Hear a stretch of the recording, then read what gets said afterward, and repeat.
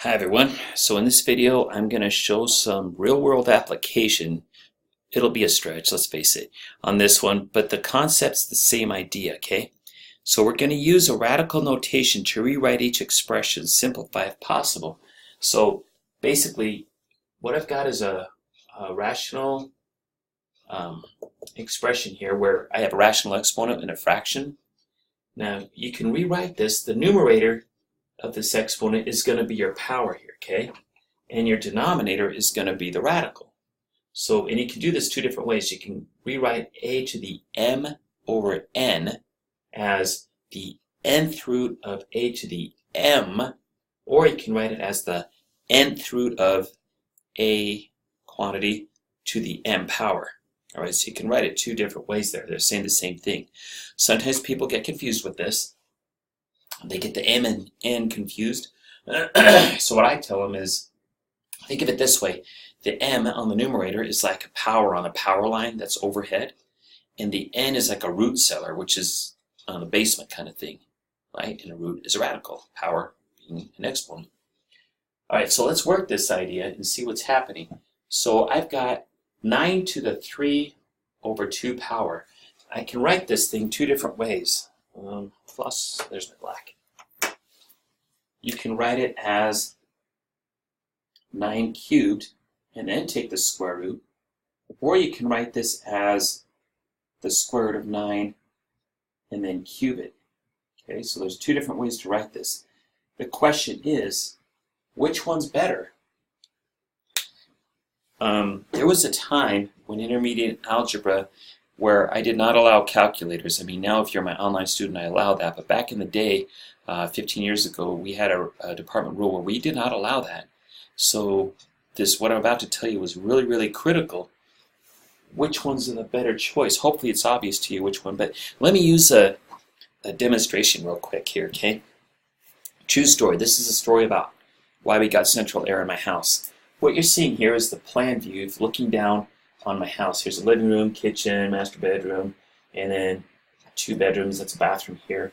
Now, when my oldest was just a baby, his crib was in here.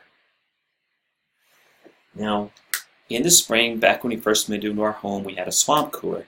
And the swamp cooler, in the spring, I had to turn on the little pipe, the little copper pipe that runs from the water heater straight up through the house, so it would come straight up through here and go into the roof and fill the pan where my swamp cooler was. And every spring I'd have to do that, and every fall I'd have to drain it and all that stuff. Well, one fall I forgot to drain it. And if you know anything about water, in the winter it freezes, right? In Utah, water freezes, yeah. Unless maybe you're in St. George. Well, it froze, and you know what happens when water freezes? It expands. So it broke the pipe, is long story short, but I didn't know where. Well, I went up to the roof in the spring, and I turned everything on like I was supposed to, and I heard running water, but it wasn't running into the pan. It was running into my attic. That's where the pipe burst was.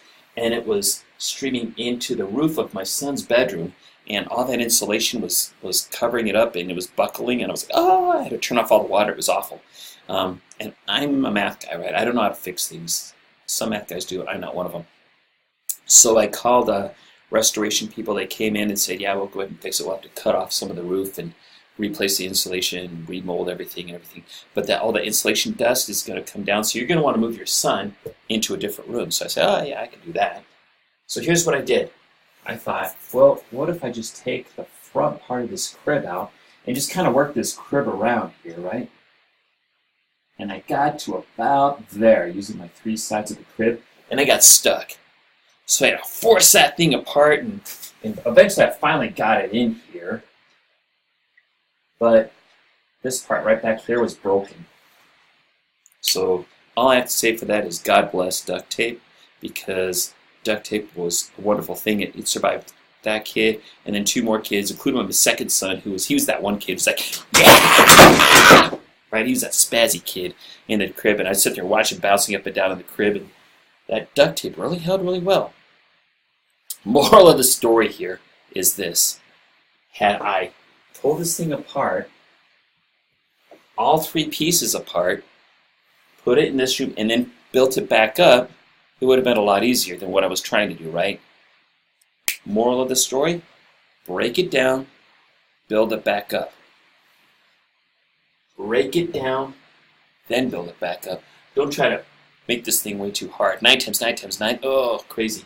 Break it down and build it up. See the tie-in? Yeah, real world application here. I know it's a stretch, but in theory, it works. So yeah, we're going to break this down and build it back up. The square root of 9 is 3, right? 3 cubed. 3 times 3 is 9 times 3. It's 27. Boom, got it. All right, so let's take a look at the rest of these. Ooh, the fourth root of a negative 56. Ooh, that was kind of a big one, isn't it? Well, it's a negative. Sorry, I had to consult the notes real quick. By the way, this negative is just going to hang out. So we're taking the negative of 256 to the 3/4 power, which means we're going to look at the fourth root of 256 and then cube it.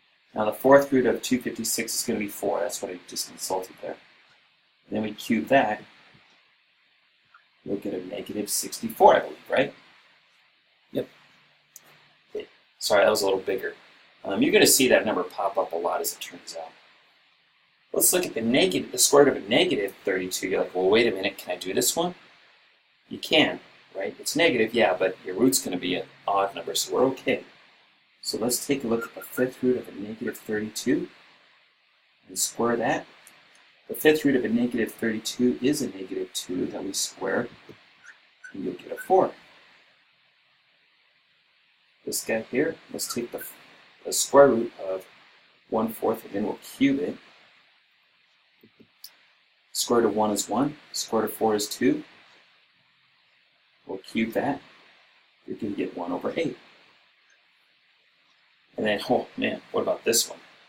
2x plus 1 quantity to the 2/7 power. Well, that one looks hard. Turns out that's going to be the easiest one of all of them. It's going to be the 7th root of 2x plus 1. And then raise that quantity to the 2 power, the squared power. That's all you have to do there. You can't simplify it, it's done. And so is this video, as it turns out.